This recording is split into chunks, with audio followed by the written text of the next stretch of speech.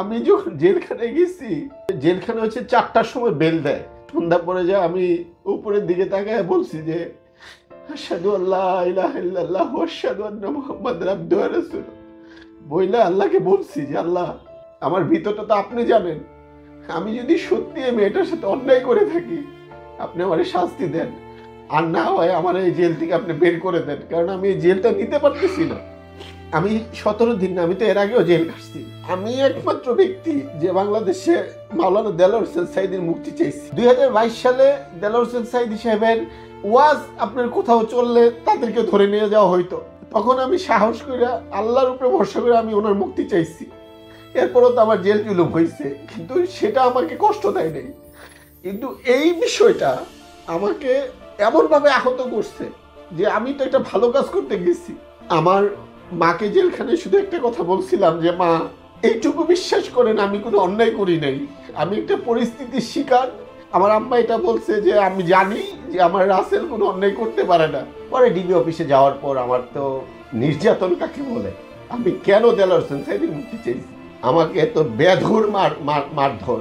আমি যে বাঁচবো, আশেপাশে বলতেছে যে ক্রস ফায়ার দিয়ে দেন, আশের লোক বলতেছে যে শুট করেন না কেন এখনো। মানে একটা বিশাল আতঙ্ক।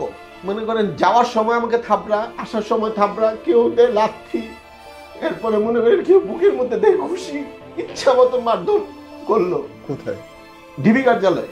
পুরুষ কোনোদিন তার ওয়াইফ যত অপরাধ করুক খারাপ কিছু বলে না। শেষ দিন পর্যন্ত হুমায়ুন ফরিদী কিন্তু একটা শব্দ বলে নাই কি ছিল ওই পক্ষে। অনেকেই শাওন ম্যাডামরে দোষ দেয়, হুমায়ুন আহমেদরে দোষ দেয়, কিন্তু অপরপক্ষে কেউ কিছু ছিল কি ছিল না কোনোদিন স্যার একটা শব্দ বলে নাই, বাট অনেকেই জানে। এই শোটা অন্যরকম হওয়ার কথা ছিল। কিরকম ছিল, যেদিন রাসেল ভাই বিয়ে করলেন নিউজ দেখলাম, সেই দিনে আমি রাত্রে বর্ষাকে টেক্সট করলাম যে you are getting married, Russell ভাইকে আমার পছন্দ, আমি চাই তোমরা দুজনে আমার শোতে আসো। বললো ঠিক আছে রাসেল বাইরে, আমি ওর সাথে কথা বলে জানাচ্ছি। 2-3 দিন আমি ভুলে গেছি। হঠাৎ করে দেখলাম নাটক সিনেমা শুরু হয়েছে, অ্যান্ড একই গল্প, যেই গল্প আমি গত 8-10 বছর ধরে দেখছি, সেই গল্প চিত্রায়িত হচ্ছে। আপনারা অনেকেই জানেন আমি প্রায় 12-14 বছর হয়েছে পুরুষ অধিকার নিয়ে কাজ করি, এবং পুরুষ নির্যাতিত হওয়া, পুরুষের অধিকারহীনতা একদম কমন স্ক্রিপ্টের গল্প, শুধু নামগুলো বদলায় দিলে যে কোনো গল্প একই। তো তারপরে দিন আমি কানেক্ট করি রাসেল ভাইকে, আমি অনুরোধ করি আপনি একটু আসেন। অনেক কিছুর পরে অবশেষে রাসেল ভাই এসে, এবং এই পুরো গল্পটা আজকে যা যা শুনতে যাচ্ছেন একেবারে নির্মোহ শব্দটা আমি স্পেসিফিক বললাম, কারণ বর্ষা চৌধুরী আমার বন্ধুবর ছিলেন, আছেন, এবং তার সাথে আমি গান করেছি, অনেক কাজ করেছি, প্রায় 12-14 বছরের বেশি আমি তাকে চিনি। কিন্তু আমার ধারণা গল্পের ওই পাশে অনেক বড় গল্প আছে, সেটাই দেখবেন। স্ক্রলে দেখানো নম্বরে আপনি হোয়াটসঅ্যাপ করে বা মেইল করে আপনি আমাদের সাথে আসতে পারেন। রাসেল ভাই, 2বার জেল কাটলেন আপনি। 2বার আমার জীবনে। প্রথমবার নিয়ে আমি দ্বিতীয়বার শুনবো, কিন্তু দ্বিতীয় ঘটনাটা আমি প্রথমবার শুনতে চাই। জি প্লিজ। প্রথমবারেরটা একেবারে ডিফারেন্ট, একেবারেই অন্যরকম একটা অনুভূতির গল্প, কিন্তু দ্বিতীয়টা আমার মনে হয় আপনি ভেঙে চুরে যাওয়ার মতো একটা ব্যাপার। এটা তো হওয়ার কথা ছিল না রাসেল ভাই। আপনি একটা ফিল্ম স্টার, আপনি নিজে একটা বড় পরিচয় আসে, আপনি রাস্তার ফেলে দেওয়া কোনো লোক না, আপনিও পড়লেন বিপদে। এইটা আসলে আমি বলবো যে এটা একটা দুঃস্বপ্ন। আমার মনে হয় যে আমি ঘুমিয়েছি, সকালে আমার ঘুম ভেঙেছে, এবং এই মধ্যরাতে যে আমরা 6-7 ঘন্টা ঘুমাই, এই ঘুমন্ত একটা সময় আমার জীবনে গেছে যে একটা দুঃস্বপ্নের মতো। তো এই দুঃস্বপ্নটা শুধু আমাকে একাই সাবার করতে হয় নাই, এটা আমার সাথে সম্পৃক্ত হয়েছে আমার মায়ের বয়স 60+, এবং আমার ছোট বোন, ও খুব কষ্ট করেছে। এবং দেখেন, এই বিষয়টা নিয়ে যদি আমি বলি, একদম শুরুটা যদি বলি, যে আমাদের বাংলাদেশ চলচ্চিত্র শিল্পী সমিতির প্যানেল পরিচিতি, 19 তারিখ নির্বাচন, 18 তারিখে প্যানেল পরিচিতিতে আমরা সবাই ওইখানে অ্যাটেন্ড করি, এটা সব শিল্পীরা করে, আমিও যাই। যাওয়ার পর আমি আমাদের ডিএ তাইব ভাইয়ের মেয়ে টুনটুনি মামুনির সাথে ওনাকে দেখি, এই মহিলাকে। আপনার সাথে পরিচয় হলো হচ্ছে ডিএ তাইব ভাইয়ের বাসায়, না। বাবুর জন্মদিনে? না, আমার সাথে পরিচয় হয়েছে বাংলা চলচ্চিত্র শিল্পী সমিতির প্যানেল পরিচিতিতে। ওকে ওকে। ওখানে আমি ওনাকে দেখি, দেখলাম যে ওই টুনটুনি মামুনির সাথে ওনাকে আমি প্রথম লুকটাই দেখলাম যে ওনার এই জায়গাটা এখান দিয়ে এ পর্যন্ত পোড়া। আমার সাথে সাথে কেমন যেন একটা সফট কর্নার আসলো। তখন আমি ভাবলাম যে মেয়েটা এত কিউট, কিন্তু আমার মনে হয় যে এই প্রবলেমটার কারণে তার মনে বিয়ে হচ্ছে না। এই ফার্স্ট ওনাকে আমি দেখি, উনি যে এত বড় ভার্চুয়াল প্ল্যাটফর্মের আমি এটা জানতাম, আমি জানতাম না, সেদিনই দেখি। সাথে সাথেই আমি আমাদের চিত্রনায়িকা রত্না কবির, আমি ওনারা বললাম, বোন এই মেয়েটাকে বিয়ে করতে চাই। আমি ওনারা বললাম, কথা না বললেই আমার ওই যে সফট কর্নার চলে আসছে। পরে উনি বলল যে এই রাসেল ভাই আপনি দুষ্টামি করতেছেন। আমি বলি না, মেয়েটার এই পোড়া দাগটার জন্য মেয়েটার বিয়ে হয় না। রত্না কবির উনিও না, ওনাকে চিনল না। পরে আমি এমনি একটু আমরা টিয়া করে ওইখান থেকে আমি চলে আসি, ওনারা চলে আসে। তো উনি আমাকে মেসেজ করে হাই রাসেল মিয়া, মানে আমাকে সে মেসেজ করে। পরে আমি তাকে রিপ্লাই দেই। তো এরপরে আমি শুটিংয়ে চলে যাই। আমার শুটিংয়ে দেখেন উনি কিন্তু একটা কথা বলে যে আমি ওনাকে মেসেজ করেছি, ওনাকে অনেক ডিস্টার্ব করেছি। পরবর্তীতে বাধ্য হয়ে আমি কিন্তু একটা স্ট্যাটাস দিয়েছি যে আমি ওনাকে নক করি নাই, উনি আমাকে নক করেছেন। বিয়ের পরে পৃথিবীর প্রত্যেকটা হাজব্যান্ডের কিন্তু চায় যে তার ওয়াইফকে সবার কাছে বড় রাখার জন্য। এই জন্য ভার্চুয়াল প্ল্যাটফর্মে সাংবাদিকদের সামনে আমি এই কথা বলেছি যে আমি ওনাকে আগে সালাম দিয়েছি, আমি ওনাকে আগে নক করেছি। এইটাকেও কিন্তু উনি অনেক বড় পুঁজি করেছে যে আমি ওনাকে ডিস্টার্ব করেছি। এরপরে দেখেন আমি চলে যাই আমার ছবির শুটিং গোয়ার আমি, মিশাবাই, জলি, বর্দা, মিঠু, আরও অনেক আর্টিস্ট। আমরা দীপজল সাহেবের বাড়িতে শুটিং করতে চলে যাই এর 2 দিন পরেই। তো উনি ওইখানে রেগুলার কন্টিনিউ যাতায়াত করতেছেন দীপজল সাহেবের বাড়িতে। তো আমি কিন্তু তখনও ওনাকে কোনো ধরনের আশ্বাস দেইনি। আমি বললাম যে দেখি না, আমি ওনাকে একটা কথা প্রথমে বলে ফেলেছি, তাও ওনাকে বলি না, রত্না কবিরকে বলেছি।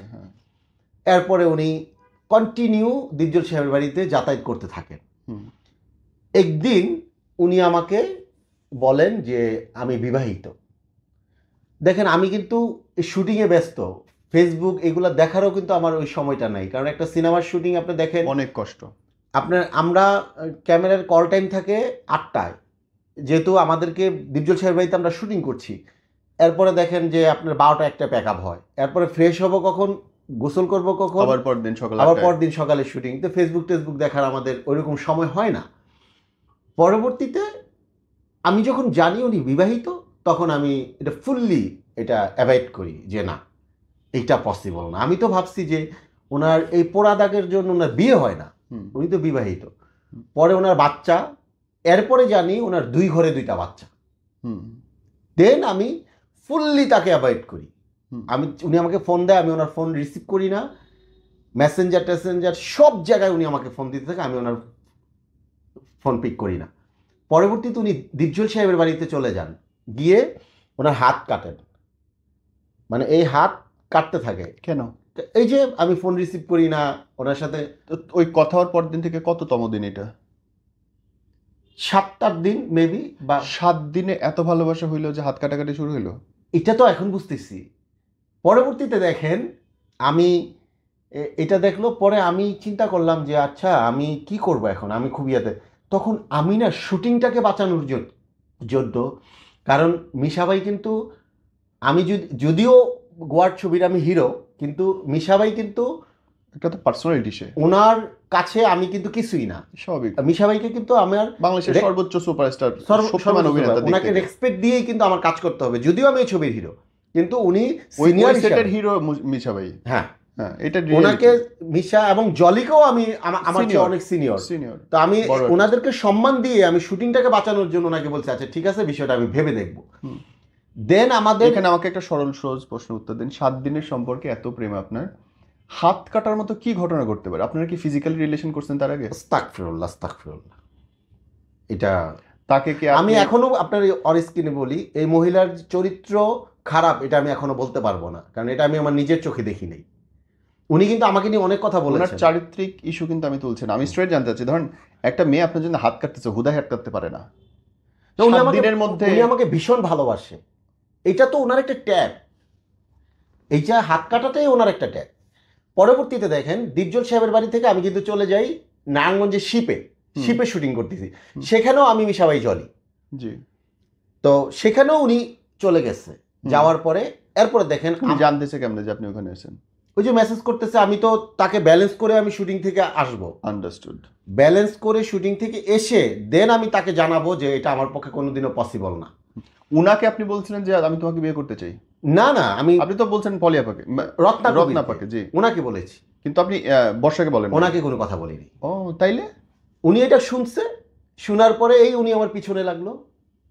কিসের মধ্যে কি হইলো আমার মাথায় ঢুকলো না। আমি যদি তোমারে কইতাম তাতে একটা কথা ছিল, তাও তো হ্যাঁ, না। না, পুরা ঘটনাটাই আপনার একটা মানে কেমন যেন ট্যাপ ট্যাপ ঘটনা। এরপরে দেখেন আমার শুটিং শেষ 14 তারিখে, 15 তারিখ সকালে আমরা ওই নারায়ণগঞ্জ থেকে বাসায় আসবো। মিশাবাই জলি রাত্রেই চলে গেছে, না জলি ছিল, মিশাবাই চলে গেছে। তো আপনার আমি শুটিং শেষ, আমি আসবো, হঠাৎ করে আমি অসুস্থ হয়ে পড়ি ওই শুটিংয়ে। হুম, প্রচণ্ড পেট ব্যথা এবং আমার জ্বর 102 এরকম চলে আসছে। ওইখানে হেলেনাপা ছিলেন গুলশানে। হেলেনাপা ওনার ড্রাইভারে নিয়ে উনি যেই ড্রেস পরা ছিল ওই ড্রেস পরাই চলে আসছেন যে রাসেল অসুস্থ। আমার ডিরেক্টর রকিবুল আলম রকিব এবং জলি সবাই আমাকে মানে মানে বাচ্চা শিশুর মতো কোলে করে আমাকে হাসপাতালে নিয়ে যাচ্ছে। এর মধ্যে উনি আমাকে আমার নাম্বারে ফোন করে অন্যজন ধরে কয় রাসেল ভাই তো অসুস্থ। পাখির মতন উড়াল দিয়ে উনি না আমার কাছে চলে আসলো। এসে উনি আমাকে প্রথমে নিয়ে যায় হসপিটালে। এই হসপিটালটার নাম হচ্ছে হইলো যে কোনো আচ্ছা না, হসপিটালটা দরকার আছে, কারণ হসপিটালের নাম কোন জায়গায়? আদাল, এটা সাইনবোর্ড রোডে, সাইনবোর্ড প্রি ক্যাডেট কি একটা হসপিটাল। ওইখানে ডাক্তার উনি বললো যে না এখানে ট্রিটমেন্ট মনে হয় ভালো হবে না। উনি আবার আমাকে সাথে সাথে নারায়ণগঞ্জ ল্যাবেড হাসপাতালে নিয়ে যায় উনি। তো নিয়ে যাওয়ার পর এরপরে হাসপাতাল থেকে উনি আমাকে ডিরেক্ট ওনার বাসায় নিয়ে যায়। বাসায় নিয়ে গিয়ে সারা রাত উনি আমার সাথে থাকে ওই বাসায়। পাশে ওনার 2 ভাইও ছিল, উনি ফ্লোরের নিচে ছিল, আমি খাটের উপরে ছিলাম। উনি আমাকে মানে এটা কি বলবো, মানে আমার জীবনে এত সেবা যত্ন আমার মনে হয় না কেউ আমাকে করছে। মাশাআল্লাহ। আমার পা মুছে দেওয়া থেকে শুরু করে হাত পা মুছে দিয়ে, এবং সারা রাত উনি আমার ভিপি মাপতেছে, প্রেশার মাপতেছে, আমার জ্বর দেখতেছে, একটু পর পর ওষুধ খাওয়াচ্ছে, ফল এনে এটা সেটা এনে মানে করতেছে। সকালবেলা উনি আমাকে বলে যে আপনি সারা রাত আমার সাথে আমার রুমে ছিলেন। আমি বললাম যে এটা তো সত্যি কথা, আমি ছিলাম, আপনার পাশে তো আপনার 2 ভাইও ছিল। হ্যাঁ ছিল। পরে উনি আমার বললো যে আপনি আমাকে বিয়ে করেন। এখন উনি যখন আমাকে এই কথাটা বলে, আমার মধ্যে না, দেখেন আমি খুব আবেগী একজন মানুষ, আমি জানি না আমার এই আবেগটা আমাকে কোথায় নিয়ে যাবে। তখন আমি চিন্তা করলাম অনেক ডুবাইছে এই আবেগ অলরেডি, অনেক ডুবাই ফেলছে আমাকে। পরে দেখেন নীরব ভাই, আমি চিন্তা করলাম কি, আচ্ছা আমি তো অসুস্থ অবস্থায় মরেও যেতে পারতাম, ওনার 2টা বিয়ে 2টা বাচ্চা হোক না, কি হয়েছে, তো বিয়ে করে সংসার করতেই পারি। দেন আমি না একটু সফট হয়ে গেলাম। পরে ওনাকে বললাম, উনি কিন্তু এর মধ্যে কোথায় বিয়ে হবে সব আয়োজন উনি নিজে নিজে করে রাখছে, আমি কিছুই জানি না, গুছায় রাখছে। পরবর্তীতে উনি আমাকে বলতেছে যে আজকেই বিয়ে। পরে জ্বর আপনার? হ্যাঁ তখন না, তখন একটু হালকা হালকা জ্বর, আমি মোটামুটি ভাবে সুস্থ। ওকে। পরবর্তীতে ওনাদের বাসায় দেখেন আমি ওনাকে বলি যে আমার মাকে আমি একটু বলি, এটা বিয়ের মতন একটা বড় জিনিস, মাকে বলি। উনি ওনার পাশেই ওনার যে খালা, উনি বলল যে বাবা তুমি যে তোমার মাকে ডাকবা, তোমার মাকে যদি ডাকো এই বিয়েটা হবে না, কারণ মেয়েটার অলরেডি 2টা বিয়ে হয়েছে। আপনি কি তার আগে বিয়ে করছিলেন? হ্যাঁ। আপনার বেবি আছে? হ্যাঁ।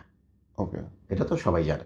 জি। পরবর্তীতে আপনার 2টা বিয়ে 2টা বাচ্চা, এরপরে তার এসিড দগ্ধ এই জায়গাটা, পৃথিবীর কোনো মা এটা মেনে নিবে না। হুম। তুমি বিয়েটা করো, এরপরে আমরা। এই কথাটা কে বলতেছে? এটা ওনার খালা। ওকে। খালা। দেখেন আপনার ওই গায়ে হলুদের ফুটেজটা কিন্তু অলরেডি আপনারা দেখেছেন, ওইখানে ওনার পরিবারেরই সবাই, হুম। আমার কিন্তু কেউ নাই। দেন এরপরে উনি রত্নাকবির জানে, রত্নাকবির আমার খুব প্রিয় মানুষ, আমার আমার আমার কথা উনি কখনো ফেলতে পারবে না। উনি রত্নাকবিরকে রিকোয়েস্ট করে যে এত ধুমধাম করে বিয়েটা এখন করতে চাচ্ছি না, আপনার বাসায় কোনো রকমে বিয়েটা করি। হুম। দেন উনি সব আয়োজন করে, রত্না আপার সাথে ডিলিংস করে।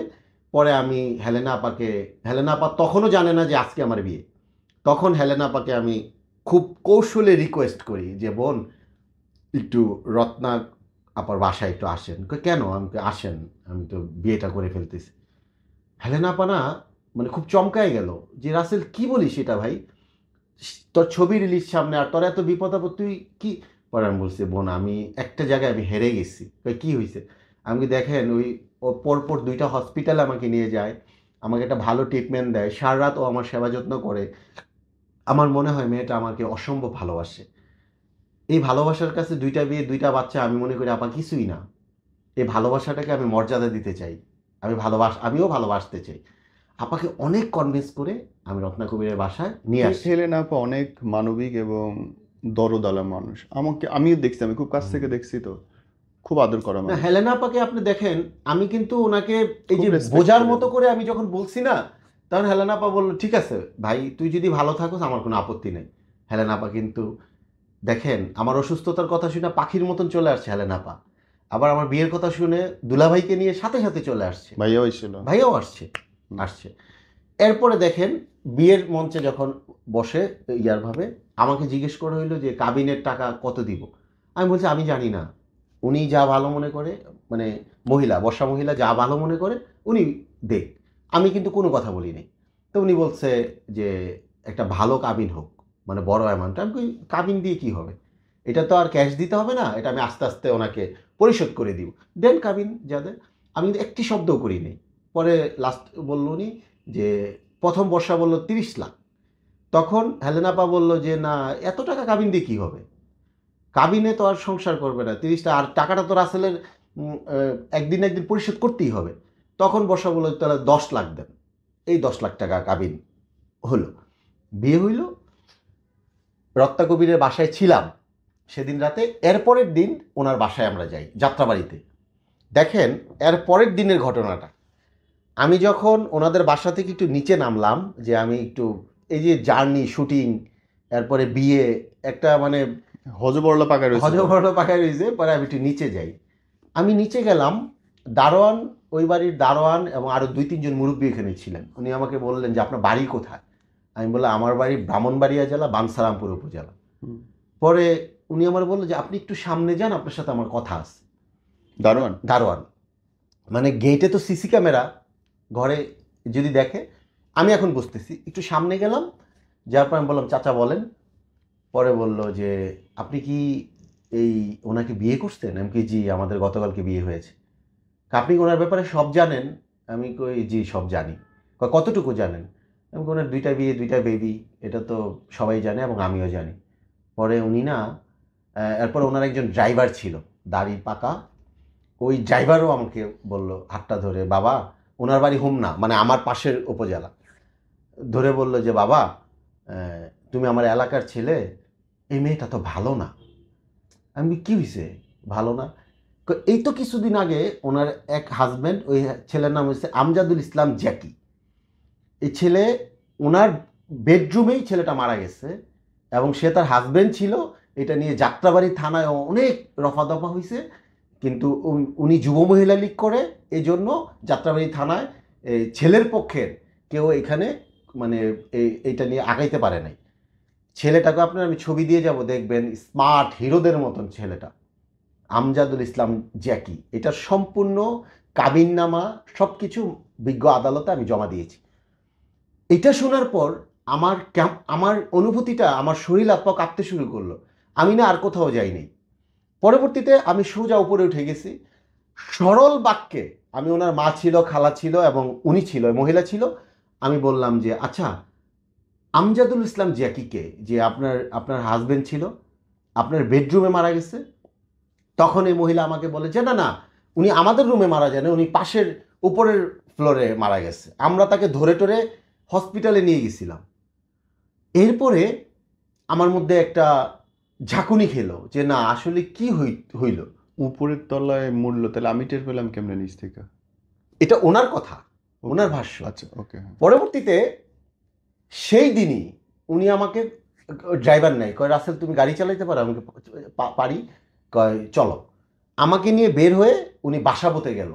বাসাবোতে গিয়ে উনি বাসা খুঁজতেছে, মানে সেই দিনই সে বাসা চেঞ্জ করে ফেলবে।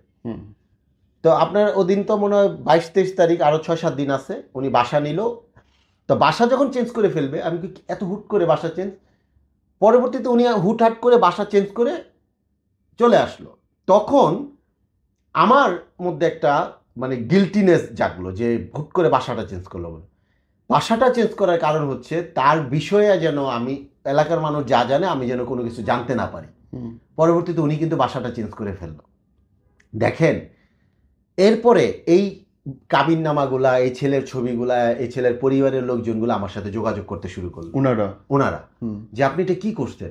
আর ফেসবুকে যখন আমি স্ট্যাটাস দিয়েছি যে আচ্ছা, প্রথম আলো যখন নিউজ করলো, প্রথম আলো নিউজটা দিয়েই বলি, প্রথম আলো নিউজ করলো যে বিয়ে করলেন চিত্রনায়ক রাসেল মিয়া বর্ষা চৌধুরীকে। প্রথম আলো নিউজটা আবার আমি আমার ফেসবুক আইডিতে আপনার শেয়ার করেছি লিঙ্কটা। ওই লিঙ্কের মধ্যে যদি 1000 কমেন্ট পড়ে, 995টা কমেন্টই তারে গালি দিচ্ছে। কেন? মানে আমি খুব হতভম্ব। আমি কি ব্যাপার? একজনে বলে আমি আপনার কাছে টাকা পাই, একজনে বলে স্বর্ণ পাই, একজনে বলে যে বাজে মহিলা, মানে নানান ধরনের গালাগালি তাকে করতেছে। আমি বললাম আমার ফেসবুক ওয়ালে এইভাবে তাকে গালাগালি করে, এবং সে আমার স্টিল নাও আমার ওয়াইফ, এবং আমার ফেসবুকে তো গালাগালি পড়ে না, আমি সেটা বলবো না, কিন্তু খুব কম। 1400-500 কমেন্ট পেলে 4-5টা গালাগালি পড়ে আমার। এটা আমি, আপনারাও দেখবেন আমার পুরো ওয়ালটা। পরবর্তীতে আমি ওনাকে নিয়ে একটু রিসার্চ শুরু করলাম, ভাবতে তো পারি নাই। পরবর্তীতে ওনার এই সব কিছু আমার কাছে যখন আসলো, বিয়ের 3য় দিন আমি ওনাকে বললাম যে আপনি আমাকে মাফ করে দেন, আপনাকে নিয়ে আমি সংসার করতে পারবো না। থার্ড ডেতে? কয়টার সময়? এটা খুব সম্ভবত সকালে না বিকালে? 8টা-9টা হবে, রাত্রে। ওকে। ওই দিনে কি ঘটনাটা? না, এর আগে তো ঘটনা ঘটতেছে 2 দিনের মধ্যে। ইয়ে হলো যেটা আহত হওয়া পুলিশি কেস, সেদিনে থার্ড ডেতে আপনাকে যেদিন ধরলো পুলিশ নিল? না, এটা তো আরো পরে। ওকে, হ্যাঁ, 2 মাস পরে সে ইয়া করলো। দেন আমি তখন তার বাসা থেকে, আমি ওই বাসা থেকে চলে আসি যে আমি তার সাথে কোনোভাবেই আমার স্টে করা পসিবল না। ওকে। এরপরে আমি আমার মতো করে আমি চলে আসি, আমার মতো করে আমি বাসা নেই, তার সাথে আমার কোনো যোগাযোগ নাই। এরপরে সে মনে করেন ডিএটাই ভাইকে ধরে, এরপরে আমার ফিল্মের যারা আছেন আমার মুরব্বী তাদের কাছে যায়, সবার কাছেই যায় যে আমি রাসেল নিয়ে সংসারটা করতে চাই, আমার সংসারটা গুছায় দেন। পরে আমি সবাইকে একটাই উত্তর দিচ্ছি যে ভাইয়া আমি একটা অসহায় মেয়েকে বিয়ে করেছিলাম, কিন্তু বিয়ের পর আমি এখন যা জানতেছি তার সাথে তার অসহায়ত্ব জীবনের কোনো কিছুই আমি মিল পাচ্ছি না। সে জায়গায় আমি কিভাবে এই সংসারটাকে আমি রান করব বলেন। তারপরে দেখেন সবাই আমাকে খুব পজিটিভলি বুঝাইলো যে রাসেল একটা জীবনের দায়িত্ব তুমি নিছো ভাই, আমরা সবাই তোমাকে বাবা দিছি। অনেকে ভালোও বলছে আমারে যে একটা অসহায় মেয়ের দায়িত্ব আমি নিয়েছি, সবার কথায়। এবং দেখেন হেলেনা আপা আমাকে বলছে যে তুই বিয়ে করছিস না? আমি কি জি করেছি। বিয়েতে আমাকে নিছিস না? আমি কি জি আপনাকে আমি নিয়েছি। তোর কথায় আমি গেছি না? আমি কি জি গিয়েছেন। সোজা তুই সংসার করবি। এই মেয়েটা পৃথিবীর সবচেয়ে খারাপ মেয়ে। হেলেনা আপা বলল সবচেয়ে খারাপ মেয়ে, সবচেয়ে বাজে মেয়ে, ওর চেয়ে খারাপ মেয়ে, ওর চেয়ে বাজে মেয়ে পৃথিবীতে আর নাই। আমি হেলেনা জাহাঙ্গীর বলছি তুই তার সাথে সংসার করবি। হেলেনা আপার এক কথায় আমি বলছি হেলেনা আপা আপনি বলছেন আর কোনো কথা নেই, আমি সাথে সাথে চলে গেছি যে বর্ষা আসো আমরা সংসার শুরু করি। এই আবার আমরা 10-15 দিন সংসার জীবন কাটে। এর মধ্যে আপনার এই যে স্বর্ণলতা জুয়েলার্স নাকি কি একটা জুয়েলার্স, আমাদের ফিল্মের সাথে উনি কানেক্টেড, উনি আমাকে ফোন দিয়ে একদিন গালাগালি করলো আমার হোয়াটসঅ্যাপে। আমাদের নাম্বার তো পাওয়া ইজি, নীরু ভাই আপনার নাম্বার যে কোনো মানুষ পেয়ে ফেলবে, আমার নাম্বার পেয়ে ফেলবে। আমাকে ফোন দিয়ে বলতেছে যে মিয়া কাকে বিয়ে করছেন, এই করছেন, আপনার বউয়ের কাছে এটা টাকা পাই, টাকা না দিলে আমি কিন্তু তাকে আটকাবো, এই করব সেই করব। বসুন্ধরাতে বর্ষাকে ওনারা আটকাইয়া তার ওই যে ফোন জিম্মি করে তার পাওনা টাকা সে নিচ্ছে, এবং ওনার ওয়াইফও আমাকে অনেক গালাগালি করছে যে মিয়া দুনিয়া তার কোনো মেয়ে পেলেন না বিয়ে করার জন্য, আপনি কেমন মেয়েকে নিয়ে আপনি সংসার করেন। পরে আমি ওনাকে বলছি সব এখানে আছে যে ভাই আপনি যদি বর্ষার কাছে টাকা পেয়ে থাকেন টাকা দিয়ে দেবেন, গালাগালি করবেন ও কেন? আমার ওয়াইফ, আপনি ওর গালাগালি করবেন না। আমি আপনাকে বলতেছি যে আপনি আমি রাসেল মিয়া আপনাকে টাকা দিয়ে দিব, কিন্তু আপনি কোনো গালাগালি করা দরকার নেই। দেন বর্ষাও তাকে অনেকগুলা ডেট দিয়েছে, হুম। ধরেন 1 বছরে ধরেন 200-250 মতো ডেট দিয়েছে। ওই লোকটাও বিরক্ত হয়ে আমাকে গালাগালি করছে, এটা আমি বুঝতে পারছি। দেন আপনার এভাবে আবার তার সাথে আমার হয়ে গেল, ভাই এইভাবে কত আপনি সহ্য করবেন, এই জনে গালি দেয় ওই জনে গালি দেয়। রাস্তায় বেরোলে আগে মানুষ আমাকে বলতো ওই যে রাসেল মিয়া যায়, বলতো যে ওই যে দেলোয়ার হোসেন সাঈদীর মুক্তি চেয়ে জেল খাটছে ওই যে আমাদের রাসেল ভাই যায়। আমি সাবেক সংসদ সদস্য মমতাজের কনিষ্ঠ আত্মীয়র নামে আমি মামলা করছি আদালতে, যে আল্লাহ রাসুলকে কটূক্তি করছিল। আপনারা সবাই জানেন এই মামলার বিষয়ে। তখন মানুষে বাজারে গেলে মানুষ বলে যে রাসেল ভাইটা আল্লাহর জন্য আদালতে মামলা করছে। আমি কোন সময় মামলা করছি? যে সময় মমতাজ রানিং সংসদ সদস্য। আরে মমতাজের নাম নিলেই তো আপনার ভয় লাগে মানুষের, তখনই তো আমি আদালতে মামলা করছি।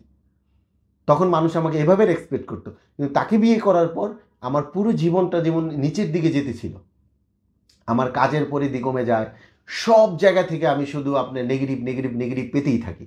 দেন আমি হেলেনা আপাকে রিকোয়েস্ট করি যে বোন আমি আর পারতেছি না, আমার পক্ষে এটা সম্ভব না।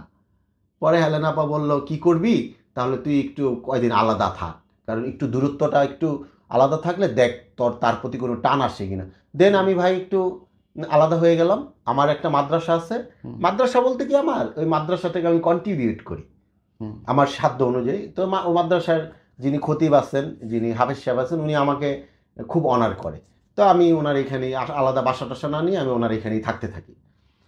এর মধ্যে রাত্রে তখন 12টা বাজে, আমি শুটিং করতেছি আমার নাটকের আম্মাজান তো একটা করছি আমি মৌসুমী হামিদ, এটা জানেন যে সুপার ডুপার হিট হয়েছে মার্কেটে আম্মাজান। আরেকটা শুটিং করতেছি আম্মিজান। তো নাটকের শুটিং করে আমি আপনার বাসায় ফিরলাম। বাসায় ফিরে ফেসবুকটা করে দেখলাম যে বর্ষা চৌধুরী লাইভে এসে উনি দুনিয়ারের কথা বলতেছে আমার নামে, আমি খারাপ এটা সেটা। এর মধ্যে একটা কথা উনি বললো যে আমার নামে উনি মামলা করেছেন।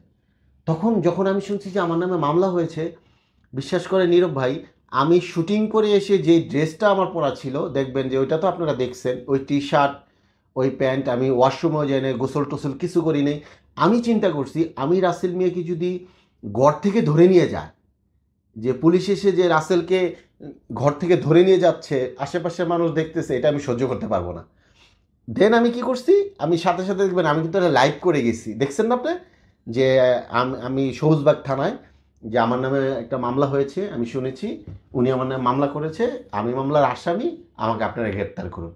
পরে সবুজবাগ থানার যিনি ডিউটি অফিসার ছিলেন উনি বলল যে এটা তো আমার কাছে রাসেল ভাই মনে হচ্ছে যে জাপান মনে হচ্ছে, জাপানে এই সিস্টেমটা আছে যে কোনো আসামি নামে যদি মামলা হয় ওনারা লাইভ করে করে আসে, আপনি বসেন। ডিউটি অফিসারের সাথে আমি বসার পর উনি আমাকে সারা রাত ওনার সাথে বসায় রাখে, পরে আমাকে থানার হাজতখানায় পাঠায়। ওসি সাহেব বলে যে রাসেল ভাইকে নিয়ম অনুযায়ী থানার হাজতখানায় পাঠান। পরে হাজতখানায় পাঠানোর পর আপনার সকালে আমাকে কোর্টে চালান করে তারপরে উনি থানাতে গিয়ে অনেক ধরনের কথা বলে।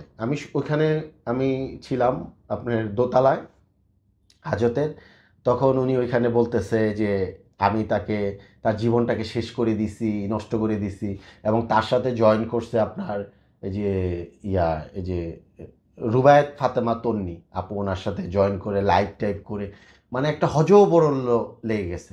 দেন আমাকে কোর্টে চালান করে দেয়। আমি এইটুকুর মধ্যে শেষ করে দিই, পরে আপনি বলবেন। আমাকে কোর্টে চালান করে দেয়, আমাকে কোর্টে উঠানোর পর আমার উকিল মহোদয় আমাকে বলেন যে আপনি আপোস হয়ে যাবেন রাসেল ভাই, আমি যখন শুনানি করব আপনি বলবেন যে আমি আপোস করব, আমি সংসার করব, দেন আপনার জামিন হয়ে যাবে, আপনাকে আর চালান করবে না, এখনই আপনার জামিনটা আমি নিয়ে দিচ্ছি।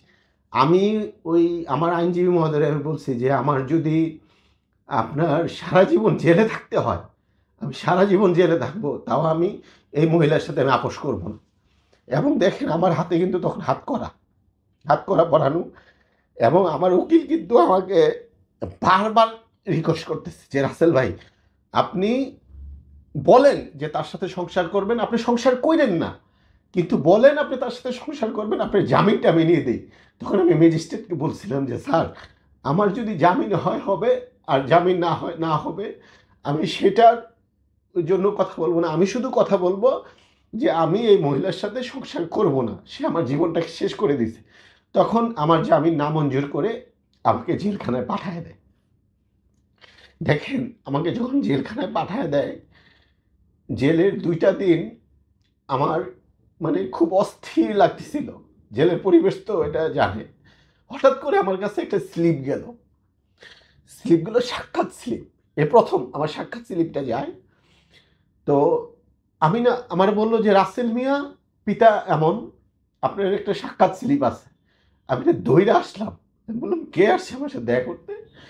পরে ওই সাক্ষাৎ স্লিপের নিচে না আপনার লেখা যে আসামির সাথে সাক্ষাৎকারের সম্পর্ক, এখানে লেখা মা। পরবর্তীতে আমি তো দৌড়ে আসলাম, আসার পরে আম্মা তো এই পাশে, আমি ওই পাশে। আম্মা তো আমারে দেখা মানে মানে অঝোর ধারায় কাঁদতেছে যে তুই কি করলি। আমি গ্রামের রাস্তা দিয়ে হাইটে গেলে মানুষ বলে যে রাসেল মিয়ার মা যাচ্ছে, মানুষ আমার পায়ে ধরে সালাম করে, মানুষ আমার পায়ে চুমা খায়, আর তুই এটা কি করলি। তারপরে মা তো কান্নাকাটি করতেছে। এবং দেখেন আমার এই জেলখানার ফিলটা, যখন আম্মা আমার সাথে সাক্ষাৎ করতে আসে, আমার ছোট বোনটা আমার সাথে সাক্ষাৎ করতে আসে, তখন আমি শুধু আমার আম্মাকে একটা কথাই বলছি যে মা, আমি একটা ভালো কাজ করতে গিয়ে আমি আজকে এই জেলবন্দি, তুমি আমার জন্য দোয়া করো, ইনশাল্লাহ সত্যের জয় একদিন হবে। তা আমার মা তো, আমি 17 দিন জেলে ছিলাম, 17 দিন, এই 17 দিনে আম্মার 17 দিনই গেছে আমাকে দেখতে, এবং আমার ছোট বোনটা। এবং জেলখানার যে সিচুয়েশনটা, আম্মার তো বয়স 60+, আম্মা তো আপনার দাঁড়াইতেও পারবে না ঠিক মতো। দাঁড়ায়া, আর জেলের ওই পাশ থেকে এই পাশে কথা বলে, অনেক লাউডলি কথা বললে আপনি শুনতে পাবেন, কারণ অনেক লোক তো। তারপরে আমি আম্মাকে অনেক রিকোয়েস্ট করছি যে আম্মা আপনি যায়েন না, প্রতিদিন আসেন না। তা আম্মা বলল যে তুই যদি এই জেলে যদি তুই 5 বছর থাকস, আমি একদিনও আসা বন্ধ করবো না, ও আমি 5 বছরই এই জেলে আসবো। আর তুই চিন্তা করিস না, আমি তোর উকিলের সাথে কথা বলছি, ইনশাল্লাহ তোর জামিন হয়ে যাবে। এরপরে দেখেন, এটা আসলে কি নীরব ভাই, আমার সবচেয়ে, আমি 17 দিন না, আমি তো এর আগেও জেল কাটছি। দেখেন, আমি একমাত্র ব্যক্তি যে বাংলাদেশে মাওলানা দেলোয়ার হোসেন সাঈদীর মুক্তি চাইছি। মুক্তি চাওয়ার পর আমার জানেন যে আমার কিন্তু একটা মানে আমার উপরে যে জুলুমটা করা হয়, যে রিমান্ডটা আমাকে দেওয়া হয়েছে, যে আমি কত কোটি টাকা খেয়ে মাওলানা দেলোয়ার হোসেন সাঈদীর আমি মুক্তি চাইছি, আমার পা থেকে মাথার চুল পর্যন্ত এমন কোনো অংশ নাই যে আমার মানে প্রশাসনের লোক আমাকে আঘাত করে নেই। এখন ওই ভিডিও আছে, দেখবেন যে আমি দেলোয়ার হোসেন সাঈদী সাহেবের মুক্তি চাইছি। তো আমাকে এমন কোনো জায়গায় নাই যে আমাকে আপনি রোলার দা পিটানো হয় নাই, আঘাত করা হয় নাই। তো আমি তো এই মুফাসসির পুরো শরীরে। হ্যাঁ, তখন তো শুনেন 2022 সালে আমি দেলোয়ার হোসেন সাঈদীর মুক্তি চাইছি। আপনি চিন্তা করেন 2022 সালে দেলোয়ার হোসেন সাঈদী সাহেবের ওয়াজ আপনার কোথাও চললে তাদেরকে ধরে নিয়ে যাওয়া হইতো। তখন আমি সাহস করে আল্লাহর উপরে ভরসা করে আমি ওনার মুক্তি চাইছি। এরপরও তো আমার জেল জুলুম হয়েছে, কিন্তু সেটা আমাকে কষ্ট দেয় নাই। কিন্তু এই বিষয়টা আমাকে এমনভাবে আহত করছে যে আমি তো একটা ভালো কাজ করতে গেছি, কিন্তু আমার দেখেন আমার কেরিয়ারটা কিন্তু, আমার পিছনে কিন্তু কেউ ছিল না। আমার কেরিয়ারটা আমি কিন্তু দেখেন প্রথমে শুরু করি সংশোধন নামে একটা ছোট শর্ট নাটক, যেটা আপনার মানে এখন আমি 153 পর্ব পর্যন্ত করেছি বিভিন্ন বিষয়ের উপরে। এরপরে আমি আসি নাটকে, এরপরে আমি আসি ফিল্মে। মানে আমার এই ফিল্মে, আমার এই মিডিয়াতে যে যাত্রাটা, এটা অনেক স্ট্রাগলিং যাত্রা, এত সোজা না। আমি আজকে জলি বলেন, মিশা ভাই বলেন, আমি তাদের সাথে কাজ করতেছি, আমি কিন্তু একদিনে হয়ে যাইনি, আমি অনেক কষ্ট করে এই জায়গাটার মধ্যে আসছি। কিন্তু এই মহিলাটা আমাকে মানুষের কাছে মানে মুহূর্তের মধ্যে এত নেগেটিভ করে দিছে যে আমি আমার সারা জীবনের স্বপ্ন শেষ, আমার ক্যারিয়ারটা শেষ, এবং আমার মা এবং দেশবাসীর কাছে আমি ছোট হয়েছি না। এবং আমার দেখেন আমার এই হাতে একবার হাত করা পড়ছে মাওলানা দেলোয়ার হোসেন সাঈদীর জন্য, আর দেন এই হাত করাটা পড়লো আমার এই যে আমার এই ভুলটার কারণে। আমি আমার মাকে জেলখানে শুধু একটা কথা বলছিলাম যে মা, এইটুকু বিশ্বাস করেন আমি কোনো অন্যায় করি নাই, আমি একটা পরিস্থিতির শিকার। তবে আমার আম্মা এটা বলছে যে আমি জানি যে আমার রাসেল কোনো অন্যায় করতে পারে না। এবং আম্মা কিন্তু দেখেন আমি তখন ভীষণভাবে আম্মা যেন, আরেকটা ঘটনা বলি, জেলখানায় আমার একদিন আপনি ধরেন স্বাভাবিক জীবনযাপন করতেছেন, হঠাৎ করে জেলে গেলে আপনার কিন্তু শরীরটার সাথে অ্যাডজাস্ট হবে না। আর জেলখানার যে বিছানাটা এটা আপনার মানে অনেক চুলকায়, কারণ একই বিছানায় ধরেন জ্বলে যায়। আমার গোটা মোটা উঠে গেছে, আমার জ্বর চলে আসছে। তো আম্মা আমার স্লিপ দিল যে দেখা করতে আসছো। তখন আম্মা বললো তোর শরীর অবস্থা কেমন? আমার তখন 102-এর উপর জ্বর, আমার শরীরে গোটা। আমি বললাম যে আম্মা আমি ভালো আছি। তো ওইখানে তো 30 মিনিটের মতো সময় দেয়। আমি বললাম, মিথ্যা বললাম যে আম্মা যেহেতু আমার জ্বর, যে আম্মা আজকে আমাকে কিন্তু 5 মিনিট সময় দিছে, তোমার কিন্তু চলে যেতে হবে। এটা কিন্তু মিথ্যা, দিছে তো আমাকে সময় 30 মিনিট, কারণ আমি তো কাঁপতেছি। তার মধ্যে আম্মা হঠাৎ করে বললো যে তুই মনে হয় সুস্থ না, তুই কেন কাঁপতেছিস? পরে আমি বললাম যে না আম্মা কাঁপতেছি না। পরে আমি বলে ফেলছি যে আম্মা আমার তো জ্বর। তারপরে আম্মা বললো যে ওষুধ ভিতরে আপনি শুধু আপনার নাপা দেয়। পরে আমি আম্মারে বললাম যে আম্মা বাহির থেকে আমাকে আপনি সিপ্রোসিন দিয়ে যান। পরে আম্মা সিপ্রোসিন দিয়ে গেছে, আর পরের দিনে আমি পাইছি। এই যে আমার শরীরের যে কন্ডিশনটা হয়ে গেছিল, মানে ফুলে গেছে, জ্বর, ঘা পস্ত হয়ে যায়। এরপরে দেখেন আরেকটা কথা আমি সরল বাক্যে বলে ফেলছিলাম সেখানে, যে আমি 15 দিন ওয়াশরুমে যাইনি। এই কথাটাও কিন্তু উনি খুব নেগলেন্সি করছে। জেলখানার টয়লেটটা হচ্ছে কি আপনার এ পর্যন্ত, উপরে কিছু নেই, ওপরে কিছু নাই, আর একই রুমের মধ্যে আপনার 40-50 জন থাকে। বাথরুমের ভিতরে গিয়ে ধাপ করে একজন খুলে ফেলে। এই জন্য আমি কি করতাম, শুধু পানি খাইতাম, খাবার দাবার আমি খেতাম না। আমি এই কারণে খেতাম না, আমার জন্য ওয়াশরুমে যেতে না হয়, কারণ আমি লজ্জাটাকে আমি হেফাজত করার জন্য আমি এটা করেছি। তো এটাই বলবো যে নীরব ভাই, এই যে আপনি প্রসঙ্গ উঠছে, আমি ওইটা আনতেই চাই এখন। দেলোয়ার হোসেন সাঈদীর জন্য আপনি 2022 সালে আন্দোলন দাঁড়াইলেন রাস্তায়, এবং রাস্তায় প্লে কার্ড নিয়ে দাঁড়ায় বাড়ি যাওয়ার পরে কি ঘটলো আপনার সাথে? না বাড়ি আমি যখন ওনার মুক্তি চাইলাম, মুক্তি চাওয়ার পর আমি বাসায় গেলাম। বাসায় যাওয়ার পর আমাকে 6 জন ডিবি অফিসার, বাসায় ঢুকতে পারছেন ততক্ষণে? হ্যাঁ, দরজা থাবড়াচ্ছে, থাবড়াইয়া বলতেছে যে আপনি রাসেল মিয়া? আমি কি জি, আমাকে ডিবি অফিস থেকে আসছি। তো আমি বললাম কেন? কয় আপনাকে ডিবি অফিসে যেতে হবে। আমি বললাম যে আপনারা যে ডিবি আপনাদের, পরে কার্ড দেখালো। পরে আমি চিন্তা করলাম কার্ড তো বানানোও যায়। পরে আমি ডিবি অফিসে আমার বিশ্বস্ত যে আছে, আমি ওনাকে ফোন করলাম যে ভাই এমন এমন ডিবি অফিস থেকে আসছে, আমাকে ডিবি কার্যালয়ে যেতে বলে। তো উনি বললো রাসেল ভাই ফোনটা দেন। তো উনি ওনার সাথে কথা বলার পর উনি বললো, আমাকে আবার শিওর করলো যে রাসেল ভাই উনি আমাদের ডিবি অফিসার, আপনি আসেন। পরে ডিবি অফিসে যাওয়ার পর আমার তো মানে নির্যাতন কাকে বলে, মানে আমি কেন দেলোয়ার হোসেন সাঈদীর মুক্তি চাইছি, আমাকে তো বেধুর মারধর, মানে আমি যে বাঁচবো, আশেপাশে বলতেছে যে ক্রস ফায়ার দিয়ে দেন, পাশের লোক বলতেছে যে শুট করেন না কেন এখনো, মানে একটা বিশাল আতঙ্ক। এরপরে মনে করেন যাওয়ার সময় আমাকে থাবড়া, আসার সময় থাবড়া, কেউ দেয় লাথি, এরপরে মনে করেন কেউ বুকের মধ্যে দেয় খুশি, ইচ্ছা মতন মারধর করলো। কোথায়? ডিবি কার্যালয়ে, রুমের মধ্যেই ডিবি কার্যালয়ে।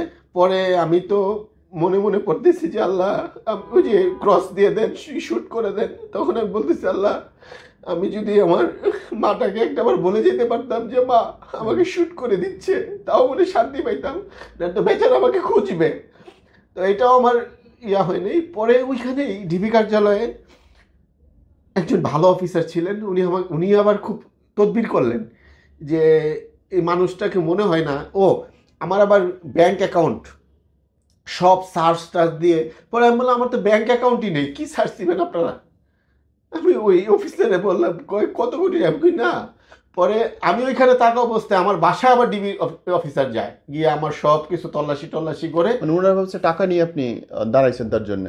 ভাবছে যে ওনার ছেলে মাসুম সাইদ উনি আমাকে টাকা পয়সা দিছে। কারণ আমি যখন বলছি যে আল্লাহর হস্তে মাওলানা দেলাওয়ার হোসেন সাইদিকে করোনার সময় জেল থেকে বিবেচনা করে তার পরিবারের কাছে ফিরাই দেওয়া হোক, এবং আমি বলার পর এটা আবার ওনার ছেলে ওনার পেজে আপলোড দিছে, আলেম ওলামারা সবাই এটাকে লাইক শেয়ার টেয়ার দিয়ে এটাকে ছড়ায় ফেলছে। দেন উনি ভাবছে ওনারা যে আমি টাকার বিনিময়ে সাইদি সাহেবের মুক্তি চাইছি। কিন্তু আল্লাহর সাক্ষী যে দেলাওয়ার হোসেন সাইদি সাহেবের ছেলের সাথে আমার তখন অবধি কোনো কথা হয়নি, তার সাথে আমার কোনো যোগাযোগ নেই, এবং আমাকেও সে চিনে না, আমিও তাকে চিনি না। আমি মন থেকে আমার মধ্যে একটা জিনিস কাজ করছে। কেন করলেন? কেন করছি? আমি নেটে ঘুরতে ঘুরতে একবার দেখলাম যে বাংলাদেশে একজন মুফাসসির যিনি কাবা শরীফের ভিতরে নামাজ পড়াইছেন, মাওলানা দেলাওয়ার হোসেন সাইদি, এবং আমার ফেসবুকে অনেকেই মেসেঞ্জারে বলে যে ভাই আপনি সাইদি সাহেবের জন্য একটু একটু, কারণ আমি তো দাঁড়াই সবার জন্য, যে কোনো মানুষ একটা অসহায় মানুষ একটা প্রবলেম পড়লে আমি দাঁড়ায় যাই। তো আমি বললাম যে আমি যদি সাইদি সাহেবের মুক্তি চাই তাহলে মুক্তি দিয়ে দিবে।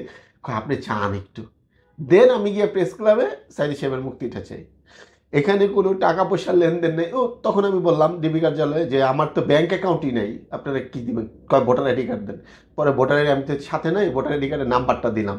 পরে ওনারা সার্চ টার্চ দিয়ে সব কিছু দিয়ে খবর টবর নিয়ে কিছুই পায় নাই। পরে এখানে একজন ভালো ডিবি অফিসার ছিলেন, উনি আমাকে ওই যে আপনার ওই যে নাপা নাকি ফাস্ট একটা ট্যাবলেট এনে দিলেন, বললো যে এটা খান। এরপরে উনি আমাকে ঠান্ডা পানি, ওনার দাড়ি ছিল, উনি বলল যে দেখেন আমি বিশ্বাস করি যে আপনি মানে বিবেকের কারণে সাইদি সাহেবের মুক্তি চাইছেন, আপনি কোনো গ্রুপিং হয়ে চান নাই, তবে আমি সাধ্যমতো চেষ্টা করবো আপনার এখান থেকে বাঁচায় দেওয়ার জন্য। উনি আমাকে মানে প্রচণ্ড সহযোগিতা করছে। দেন এভাবে ওইখান থেকে আল্লাহ আমাকে হেফাজত করছে। কিন্তু ডিবি কার্যালয় থেকে আমাকে বলা হয়েছে যে আমি যেন এই যুদ্ধ অপরাধীদের নিয়ে এবং দেলাওয়ার হোসেন সাইদি সাহেবকে নিয়ে আরেকটি শব্দও না করি, উচ্চারণ না করি। দেন এরপরে আমি আর কোনো কথা বলি নাই। তারপরে যখন জেলে গিয়েছিলেন তখন ওদের মানে ভেতরে ঢোকার পরে মানুষের ইয়ে কি ছিল? ভিতরে ঢোকার পর মানে যারা আমাকে প্রথমবার জীবনে ঢুকলেন ভেতরে, হ্যাঁ তখন তো খুব আতঙ্ক ছিল। তারপর জেলে যখন যাই তো খুব বেশি দিন ছিলাম না ওইখানে, 2 রাত, হ্যাঁ 2 রাত 2 রাত বা 3 রাত ছিল। হ্যাঁ 2 রাত ছিলাম ওখানে। জেলে যারা ছিল ওনারা খুব আমাকে ইয়া করছে, অনেক আলেম ওলামা গিয়ে আমার সাথে দেখা করছে, অনেক আলেম গিয়ে বলছে যে রাসেল ভাই আপনি সাইদি সাহেবের মুক্তি চাইছেন, আপনার জন্য খাবার রান্না করে বাসা থেকে পাঠিয়ে দিয়েছে আমার বিবি, কিন্তু খাবারটা দেওয়ার সিস্টেম নাই। অনেক আলেম ওলামা গেছে, মানে অনেক লোক আমার সাথে দেখা করছে এবং সবাই বলছে যে আমরা আপনার পাশে আছি। প্রথমবার এত বেশি ভালোবাসা, দ্বিতীয়বার ভালোবাসার কারণে এত বেশি কষ্ট নিয়ে আপনি রাসেল ভাই গেলেন। এই যে বিয়েটা মানে কিছু না করেও আসামি, কোনো ঘটনা রটনার বাইরে গিয়ে শাস্তি পাওয়া, আজকে কিছু একটা কইরা শাস্তি পাইতেন। এটা শুনেন, এটা হচ্ছে কি আমি যখন জেলখানায় গেছি, মানে জেলখানা হচ্ছে 4টার সময় বেল দেয়, মানে সন্ধ্যা পড়ে যায়, আমি উপরের দিকে তাকায় বলছি যে আশহাদু আল্লা ইলাহা ইল্লাল্লাহু ওয়া আশহাদু আন্না মুহাম্মাদার আবদুহু ওয়া রাসূলুহু, বইলা আল্লাহকে বলছি যে আল্লাহ আমার ভিতরটা তো আপনি সৃষ্টি করছেন, আমার ভিতরটা তো আপনি জানেন, আমি যদি সত্যি এই মেয়েটার সাথে অন্যায় করে থাকি আপনি আমার শাস্তি দেন, আর না হয় আমার এই জেল থেকে আপনি বের করে দেন, কারণ আমি এই জেলটা নিতে পারতেছি না। এরপরে দেখেন আল্লাহর কসম খেয়ে বলি এই মেয়েটা আমার নামে যে মিথ্যাচারটা করলো, উনি বললো যে আমি ওনার হাত কাটছি, আল্লাহর কসম আমি তার হাত কাটি নেই। এরপরে ঢাকা মেডিকেলে উনি নিজে হারপিক খাইছে, আমি বাসায় যাই না দেখে উনি নিজে হারপিক খাইছে।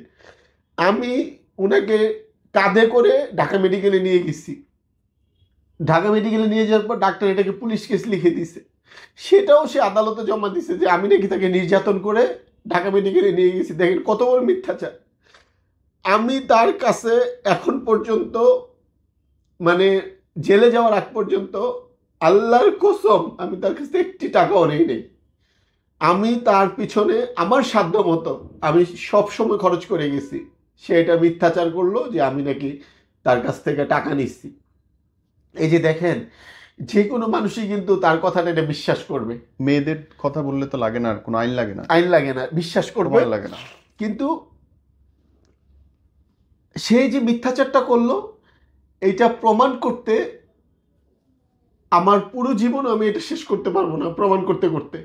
কিন্তু আমি আল্লাহর কাছে বলছি যে আল্লাহ আপনি এখান থেকে আমাকে হেফাজত করেন, আল্লাহ করে দেবে। আমি এখন আল্লাহর উপরে নির্ভরশীল হয়ে আছি। কিন্তু আমি দেখেন অনেকে এই যে বের হওয়ার পর এমন কোনো চ্যানেল নেই আমাকে বলে নেই যে রাসেল ভাই আমাদের শোতে আসেন একটু কথা বলেন। আমি যাই না, কারণ তার ব্যাপারে কথা বলতে গেলে তার বদনাম বলতে হবে, নেগেটিভ বলতে হবে, সত্যটাই তো বদনাম হয়ে যাবে।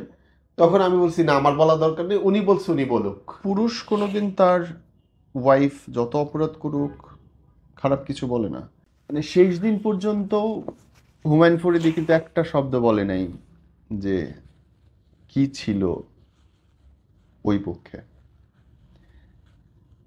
অনেকেই শাওন ম্যাডামরে দোষ দেয়, হুমায়ুন আহমেদরে দোষ দেয়, কিন্তু অপরপক্ষে কেউ কিছু ছিল কি ছিল না কোনোদিন স্যার একটা শব্দ বলে নাই, বাট অনেকেই জানে, অনেকেই জানে। পুরুষ যারা তারা কোনোদিন তার সন্তানের মা কিংবা একদিনের জন্য বউ বলছে তাকে বা বউয়ের মর্যাদা দিয়েছে তার নামে কোনোদিন খারাপ কথা বলে না। কিন্তু মেয়েদের অসুবিধা এবং সুবিধা হচ্ছে ওরা যে কোনো কিছু বলতে পারে এবং চোখের জলে দুনিয়ার কোনো আইন নাই যে তাদের বিরুদ্ধে কথা বলে সত্যি প্রমাণ করে।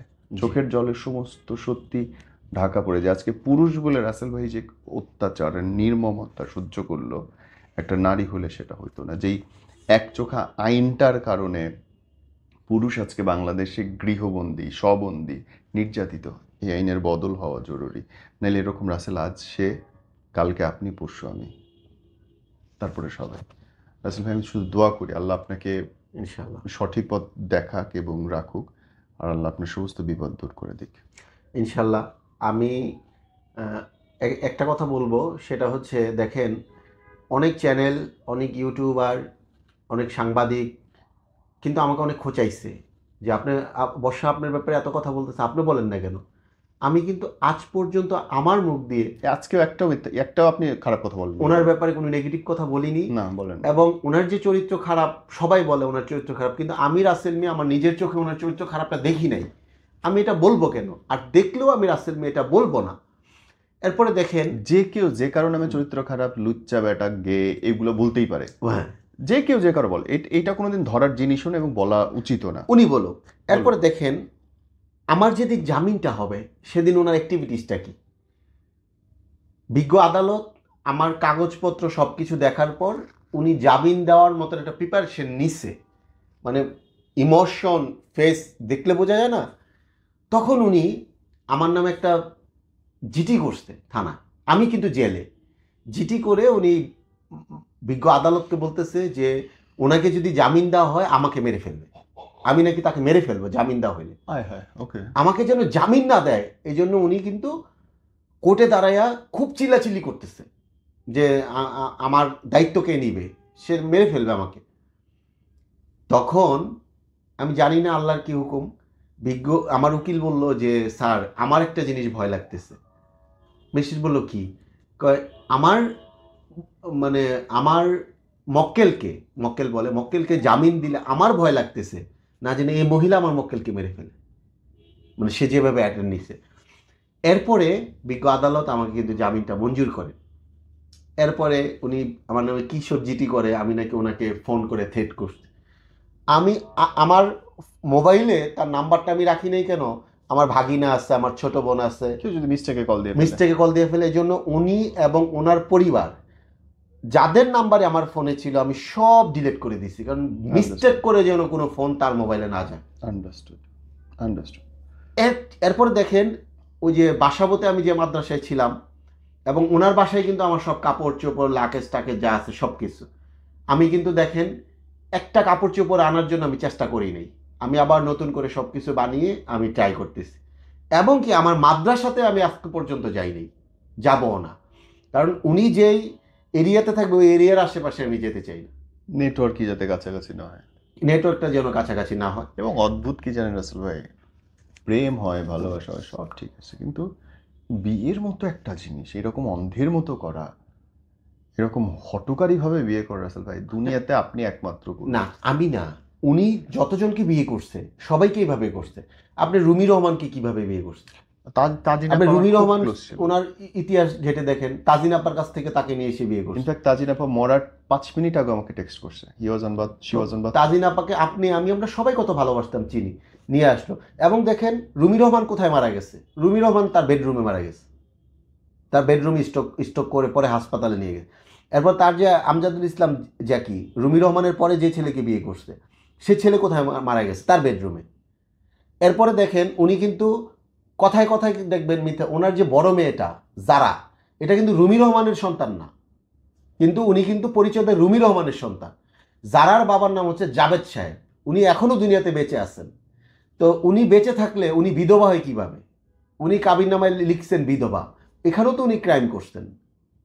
কাবিননামায় উনি লিখতে পারেন না, ডিভোর্স লিখতে পারে, ডিভোর্স লিখতে হবে তার, এটা তো সে ক্রাইম, এবং এটা নিয়ে তার ব্যাপারে আইনগত ব্যবস্থা গ্রহণ করা হয়েছে ইতিমধ্যে। আপনি কেন আপনি বিধবা লিখবেন? আপনি তো ডিভোর্সই। যারার বাবা এখনো বেঁচে আছেন।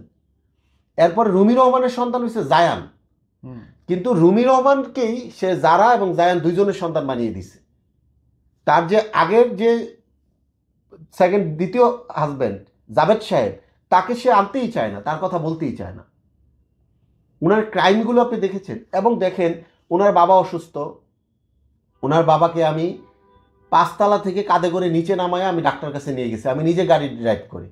আমি নাকি তার বাবাকে চিকিৎসা করতে দেই নাই, কত বড় মিথ্যাচার। এবং দেখবেন যে অনলাইনে এসে সে কন্টিনিউ বলে যে তার বাবা অসুস্থ, মানে মানুষের সিম্পিতি নেওয়ার জন্য আমাকে মৃত্যুর আগ পর্যন্ত সে বিক্রি করবে। এটা আমি আজকে আপনার লাইভে বলে গেলাম, সে মৃত্যুর একদিন আগ পর্যন্ত আমাকে বিক্রি করে তার চলতে হবে। মানে তার পেজে তার কোনো ভিউ নাই, রিচ নাই। রাসেল মিয়া নিয়ে কথা বলে তার পেজে রিচ আছে, ভিউ আছে। সে কথায় কথা দেখবেন যখন রিচ পড়ে যায়, সে আমার নাম নিয়ে কথা বলতেছে যে রাসেল মিয়া। এরপরে দেখেন বাংলাদেশ চলচ্চিত্র শিল্পী সমিতিতে উনি আমার নামে অভিযোগ দিয়েছে। আচ্ছা, কোন অথরিটিতে সে বাংলাদেশ চলচ্চিত্র শিল্পী সমিতিতে আমার নামে অভিযোগ দেয়? এবং অভিযোগের মধ্যে সে কি লিখছে আমি আপনার পেপারসটা দিয়ে যাব, যে আমি নাকি বাংলাদেশ চলচ্চিত্র শিল্পী সমিতির সদস্য বানাই। বাংলাদেশ চলচ্চিত্র শিল্পী সমিতির সদস্য বানানোর পাওয়ার আমার কিভাবে থাকবে? আমি তো একজন সাধারণ পূর্ণাঙ্গ সদস্য। এরপরে বাংলা চলচ্চিত্র শিল্পী সমিতি যে ফর্ম, এখন পর্যন্ত ফর্ম ছাড়া হয় না, তাহলে আমি ফর্ম কিভাবে পাবো? এই যে দফায় দফায় মিথ্যাচার একটা মানুষকে নিয়ে। এখন বরিশালের যে মানুষটা ধরেন একটা মহিলা, উনি আমারও ভক্ত, ওনারও ভক্ত, উনি যখন ওনার এই লাইভগুলা দেখবে উনি তো বিশ্বাস করবে যে রাসেল মিয়া ভালো না, আরামসে গালি দিবে, উনি তো আর এত কিছু জানবে না। অনলাইনটা বড় অদ্ভুত জায়গা, বড় অদ্ভুত, আপনি কিছুতেই কিছু মেলাইতে পারবেন না। তবে সত্যের জয় হবে ইনশাআল্লাহ, অলওয়েজ সত্যের জয় হবে ভাই। ধরেন 14 দিন খারাপ লোকের, একদিন ভালো লোকের। হ্যাঁ, সত্যের জয় হবে ইনশাআল্লাহ, হবেই। এবং আমি দোয়া করি সত্যের জয় হোক এবং ভালো থাকুক। বর্ষা আমার অনেক ক্লোজ বন্ধু, আমি ওকে অনেক ভালোবাসি, আপনাকে আমি অনেক ভালোবাসি, কিন্তু আমি সত্যিই চাই যে সত্যের জয় হোক। যে যতটুকু প্রাপ্য আল্লাহ তাকে ততটুকুই দেবেন, এটা আমি বিশ্বাস করি। নীরব ভাই, আমি এখনো চাই, বিশ্বাস করেন, আমি এখনো চাই উনি আমি তো কাবিননামা সাইন করেছি, আমি তো বিয়ে করেছি, তার সাথে সংসার করেছি, একদিন হলো করেছি। আমি এখনো চাই যে উনি এইসব ঝামেলা ঝুমেলা এগুলা থেকে বাদ দিয়ে আমাকে ইউজ না করে, আমাকে ভালোভাবে পজিটিভলি ইউজ করুক, কিন্তু আমাকে নেগেটিভলি ইউজ না করে উনি সুন্দর জীবনযাপন করুক। আপনি কি ডিভোর্স দিচ্ছেন না দেন নাই? অন্তর থেকে তো দিয়ে দিচ্ছি, আর প্রক্রিয়াধীন কাগজপত্রে এটা একটু হিডেন রাখতে হবে, তবে আলহামদুলিল্লাহ সব ক্লোজ বলা চলে।